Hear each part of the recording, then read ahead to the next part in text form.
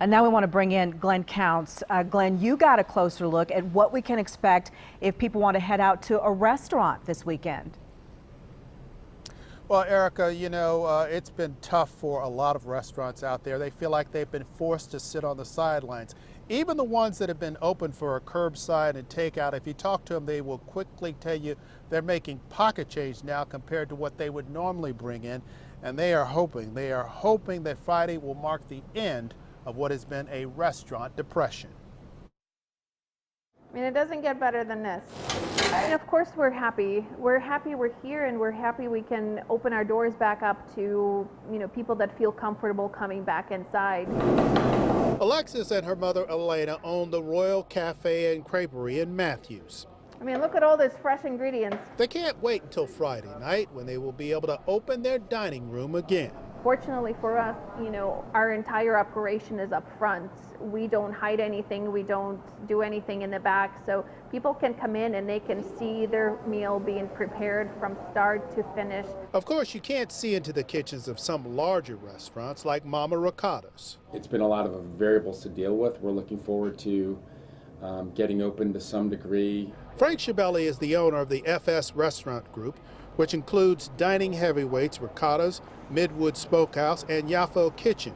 He realizes that some folks will be reluctant to dine out because of COVID-19, so in addition to following state guidelines, he hired a hospital-recommended health consultant. We don't know everything. We know we don't know everything, so we're going to go find who's very smart in an industry and tell us what to do.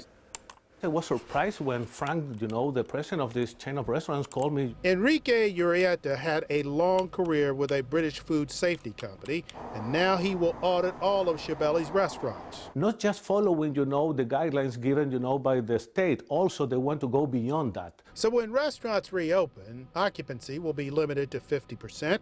Tables will be spaced out to comply with social distancing, and servers are encouraged to wear face coverings. So your favorite restaurant won't look the same, but everyone in the industry is just glad to be getting back into the game. I have a lot of positive thoughts about it, and I have a great feeling that, as a community, as a country, we'll come back together.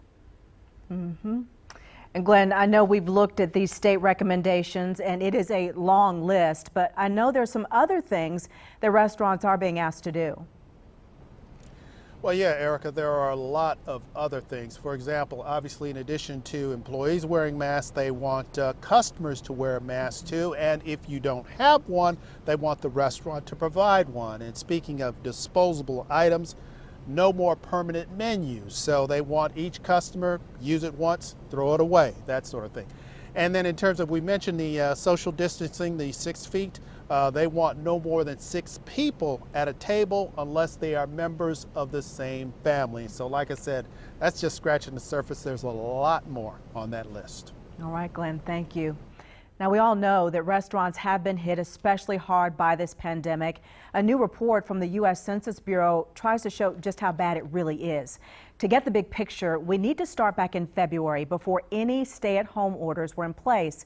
It estimates that U.S. restaurants and bars made more than $65 billion that month. And then things started to close down in March, so that number dropped to nearly $46 billion, a 30% decrease. It got worse in April as almost every state had a stay-at-home order in place. Sales then dropped to $32 billion, less than half of the sales industry that they had 2 months before. Well, now one local restaurant owner who owns half a dozen restaurants in the Charlotte area says he's really excited to be opening back up. Tom Sasser says his restaurants like Harper's and South Park will be reopening gradually, and he thinks over time the industry will rebound. I've been doing this now for 30 some years, and this is the toughest patch we've ever been through. It's no question about it. But I feel positive. I think that we will come out the other side. I say a prayer every day for my colleagues in the business because there's a lot of great places, and especially in Charlotte where I live. Buffets are also allowed to reopen, even though, normally at a buffet you share the serving utensils. One expert in Japan looked at how easily germs can spread at buffets. In the experiment, there are 10 people, and one person put fluorescent paint on their hands meant to represent the virus. And then they went about their business, loading up their plates and sitting down to eat. 30 minutes later, they put a black light, turned it on, and what they found was that all 10 people now had the paint on their hands. 3 people even had it on their face. And they weren't touching each other, but they did share the tongs. Some of them touched the same surfaces and ultimately spread the virus. North Carolina does not have a rule against buffets, but they do have a recommendation asking businesses not to allow customers to self-serve. Today, the state health director, Mandy Cohen, was asked why it's just a recommendation and not a restriction. She said that's because they've worked with the restaurants to make sure that they follow the guidelines. It involved everything from how they screen employees and potentially to things like buffets. So we tried to capture all of that in our recommendations. And here are some of those recommendations for a buffet. They're asked to have an employee monitor the buffet area, watching for social distancing, removing any contaminated food or utensils. They ask businesses to change and clean the serving tongs every 30 minutes. And recommend employees help put the food on the plates and make sure that people are washing and sanitizing their hands.